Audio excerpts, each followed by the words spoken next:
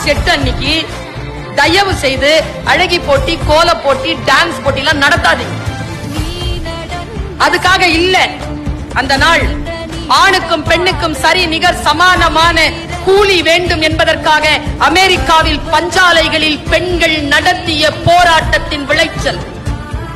75 பெண்களுக்கு மேல் உள்ளிருப்பு போராட்டம் நடத்தி உயிர் துறந்த அந்த நாளை இந்த உலகம் அறிந்து கொள்ள வேண்டும் என்பதற்காக ஆண்களுக்கும் பெண்களுக்கும் நேரமும் சம்பாத்தியமும் ஒன்றாக இருக்க வேண்டும் என்று அவர்கள் எழுப்பிய போர் குரலுக்கு சில அதிகார வர்க்கங்கள் அசைந்து கொடுத்த அந்த வினாடியை இந்த உலகத்தில் பிரகடனப்படுத்துவதற்காக 1910ஆம் ஆண்டு நியூயார்க்கில் நடந்த மாநாட்டில் அளிக்கப்பட்ட தீர்மானம்தான் மார்ச் 8 சர்வதேச மகளிர் தினமாக கொண்டாட வேண்டும்.